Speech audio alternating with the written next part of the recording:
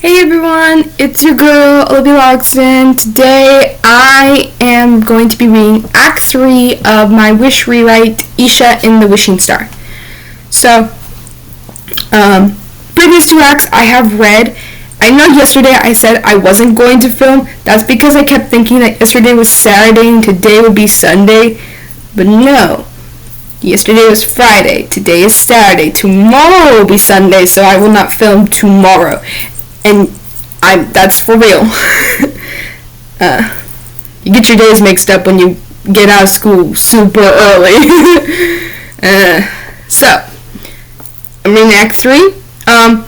If you want to picture where this is drawing from, this entire scene is kind of based off of the scene where Eisha tells King, her grandfather, that his wish will never be granted. And this is kind of based off of that. I do a little bit of different stuff, simply because I didn't really like how she ran out on her grandfather's birthday. First of all, rude. And I know everybody's big debate about like the whole them finding out about the whole that King Magnifico is bad, and his reasoning for being bad actually makes a lot of sense. That not all the wishes should be granted because some of them could be bad. It makes sense. The villain makes sense. When the villain should not make sense. So, basic gist. I kind of switched some of the scenes up a little bit in the original, so it flowed more nicely. She never asked specifically for her grandfather's wish to be granted. She does question why, not specifically why her grandfather's wish wasn't granted, but why not everybody's wish isn't granted. Like, why did people have to feel this pain? And she realizes that the people's wishes should be given back because that's the only way to, like, solve the pain. And of course, King Augustus is not going to do that. So, I switched scenes up a little bit just so it would flow nicer, and I prefer this way a lot more than the way the original goes. The original is a little rushed. I feel like that's why the middle is the boringest part ever. Like, I don't like the middle. You have the beginning, which is really good, and you have the ending, which is really great, but the middle just runs. It gets boring. Anyway, continuing. Okay. The screen transitions to a delicious cake. Eisha, her friends, mother, and Basir sat at a long table, still sad but ready to eat cake. Coco laid her head on Eisha's lap, trying to comfort her. Basir begins to pick up the cake and hands it to Amara. Isha's mom to cut. I don't actually need to put that. Okay, maybe I do. Come now. We don't waste food. Dig in, everyone. Enjoy. Isaac started stuffing his face with lots of food while everyone else ate slowly and quietly. You're right, Basir. We should be looking on the bright side. The grass is always greener on the other side. Cheers to that. Raises a cup. Everyone except... I skipped a line, sorry. Right. Basir, next time I'm sure your wish will be granted. Cheers to that. Raises a cup. Everyone except Eisha joins him. Looks over at Eisha, noticing how sad she is. Eisha? I'm fine. Grandpa, do you ever try to remember your wish?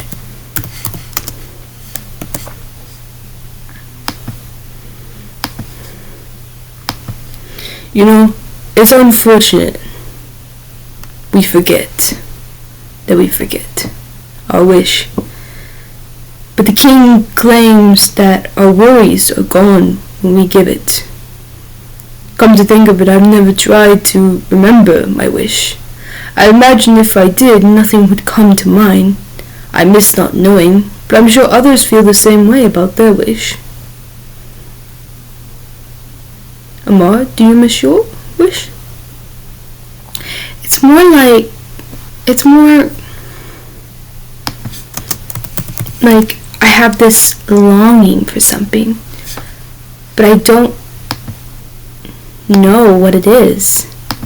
I busy my mind with work, so I don't think about the longing, but I know it's there, lingering in the corners of my mind. What about you, Tristan? I don't think much about my wish. Every day I work with Numari in the castle. Kitchen. Doing most of the cleaning, no doubt. Right. Other times I sleep. I guess I feel like my life is less. Like I've lost purpose after giving up my wish. I guess I just want it to have meaning. I feel like my wish was a part of that meaning.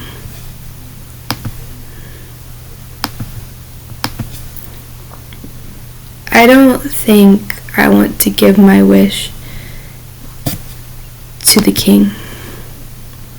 Eisha, it's the law.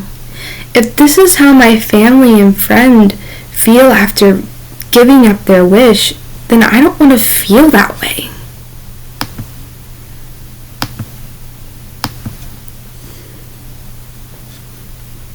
I wouldn't want to feel that way either, Eisha. But just think, King Augustus can only grant your wish if you give it to him. You're right about that. But why must people feel this way after giving up their wish? Or why do we have to give it up? Why can't we choose to achieve it on our own? I don't understand. You are so much like your father.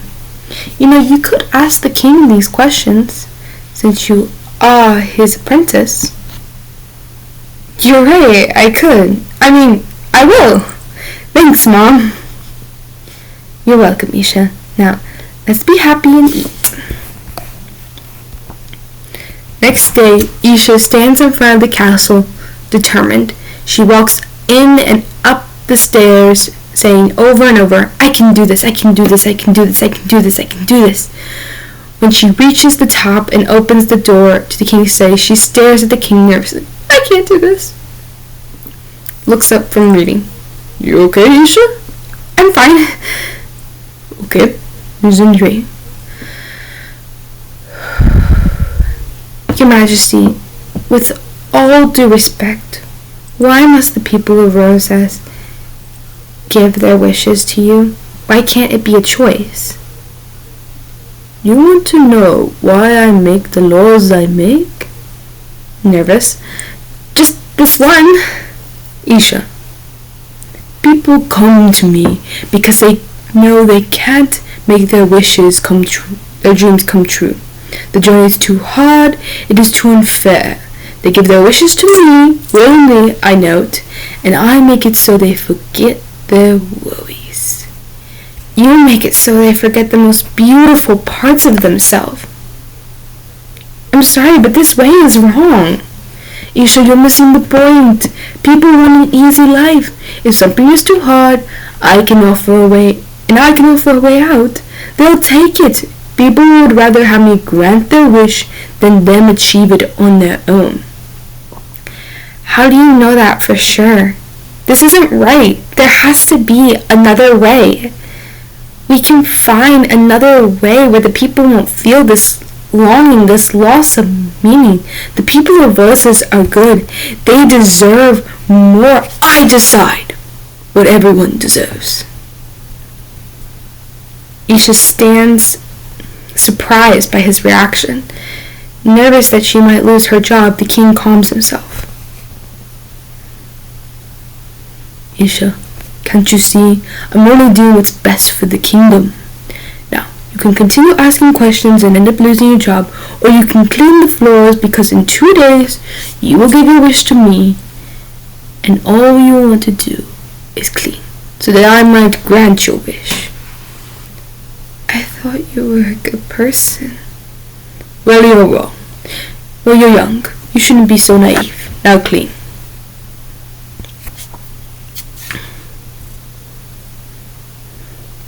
King Augustus walks away, leaving Eisha alone.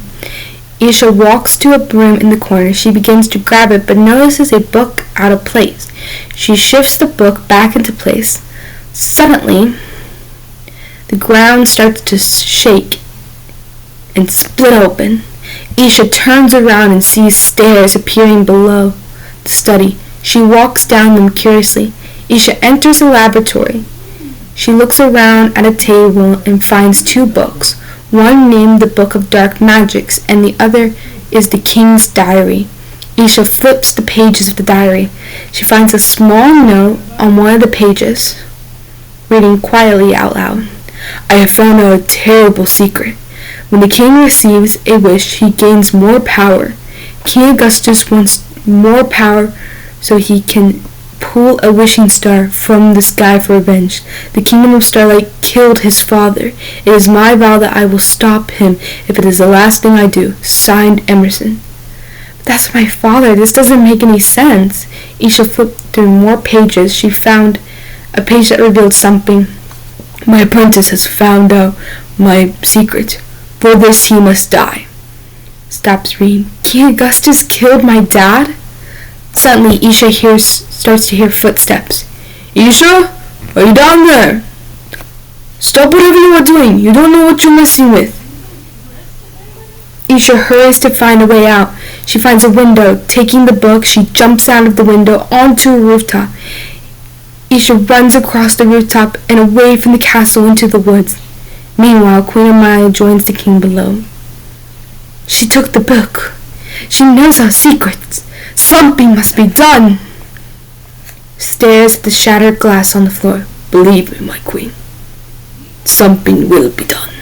Eisha's a traitor and a thief. She must be stopped. Deep in the woods, Eisha hides, stunned and unsure of what to do. Eisha begins to sing For the People of Roses by Olivia Loxton. Music starts to play. Before I do this song, most of this, a good majority of it, is written by me. I feel like the big difference is she still technically doesn't say what her wish is, but it's implied that she's finishing what her father started. And her father wanted to defeat King Augustus. So she says in the song, so tonight I will finish what my father started. Yes, tonight I will finish what my father started. For the people of Roses, I make this wish. That's the chorus, basically. And wish and vows, like I make this vow, are kind of like synonyms. So she makes this wish as in like she's making a vow to her heart. She's making a wish with all her heart that she will finish what her father started, and that's defeating King Augustus. And in the original song, This Wish, I always felt like it was so vague. You know, every I Want song, you can easily figure out what it's about. Rapunzel obviously wanted to go see the lights. That was her dream. That's so obvious in like the third verse, and like you can tell in the chorus that she's like bored of her life. Like she does the same thing with brushing and reading the books and painting the wall when there's no room. She wants to get out. And then you see Moana's, which is, it's similar. She wants to escape. She wants to go beyond because the ocean is calling her. So she feels drawn out to sea, and so she follows the tides and turns and turns. And you can easily tell that every song, Elsa, she's letting go. She's breaking her chains. And that's what she wants to do. So I never could feel like I found out. It took me forever to write For the People of Roses because it was so hard to figure out what Asha's wish technically is about. I genuinely did not know what the wish was. You want more for the people? What are you referring to? Like, that doesn't say anything. It's such a vague song. And I'm not blaming the writers. I do not blame the writers for the songwriting. I don't. I blame mostly, I would say whoever hired them is who I blamed, because they should have hired someone like Lin-Manuel Miranda. Say what you want about him, but he knows how to write for this kind of style of music. He knows how to write for theater music and all that stuff. I mean, he wrote some of the songs for Hamilton, I think. And, so if you want someone, you should have picked him. And I know he was probably working on Moana at this time before it was put into or he was working on Mufasa. I don't know. He's probably working on Moana 2 before it was put into a series. But either way, you should have picked someone like him to do your 100th anniversary. And they didn't. But I'm not blaming the writers for this. I'm also blaming the fact that, Julia Michaels, she says in an interview that she had very little information about the song This Wish. Like, she was literally just going off of what they gave her. Like, they didn't even give her the character name, I think. She's like she says in an interview, they were given very little time. And this is from what I've seen from other YouTubers who have done the research, so I'm getting this information from them. She had very little time to write the song, and she was only given a little bit of information. And they told her that they wanted her to have a song like Waiting on a Miracle, because that was the most popular song, the most popular I Want song right then and there. So they wanted the song similar to that. And this wish it definitely takes, a wish in general definitely takes inspiration from Encanto, but it falls short because we can obviously tell it's copying in Welcome to Rosas, and in this wish we can obviously tell. So, I don't blame the writers. I blame the people who, I'm sure Julia Michaels is an amazing writer, and I can tell with At All Costs and A Wish Worth Making that she's an amazing writer.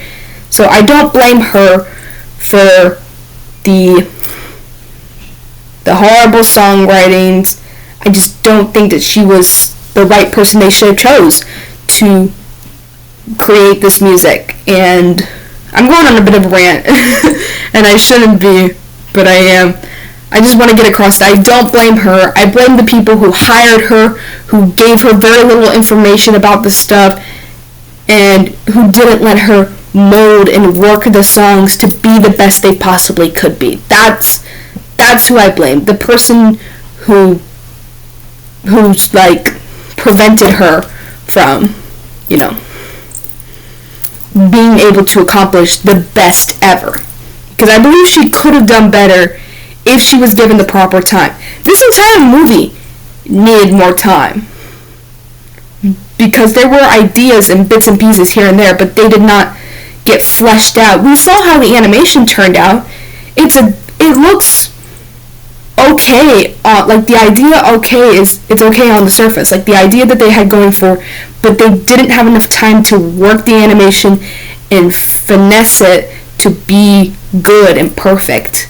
We saw that. We all saw that the animation was messed up. And even I can admit, I like the animation. It's cool that Disney's tried something new. But, I can tell that there are some things that need to be fixed in the background, definitely. But, I digress. I'm getting on a rant, and I shouldn't. I have problems with Disney, period, which I will not go into. So this song is called For the People of Roses.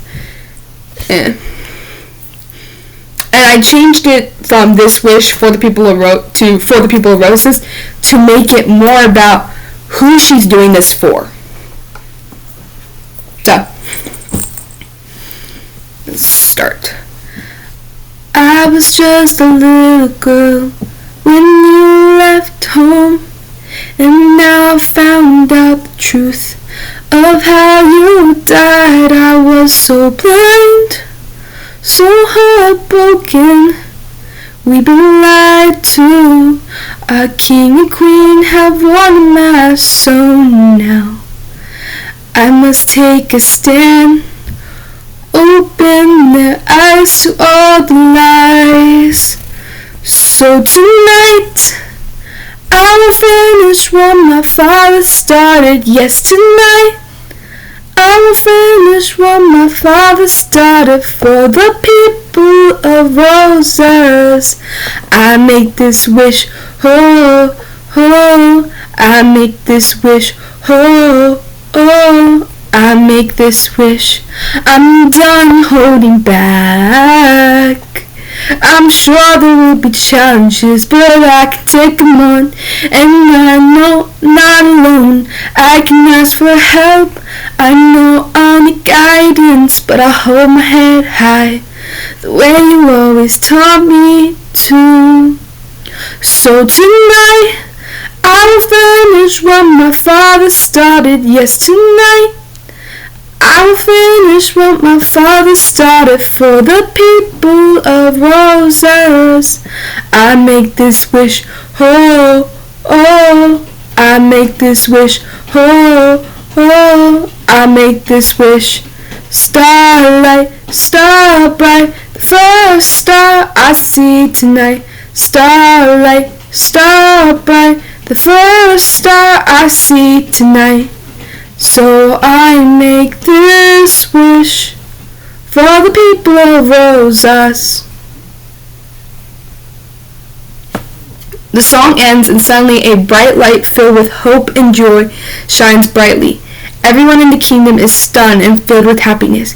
King Augustus and Queen Amaya see the light. They realize that a wishing star is coming down from the kingdom of starlight. The king and queen start playing to seize the star's power. Act 3 ends. So,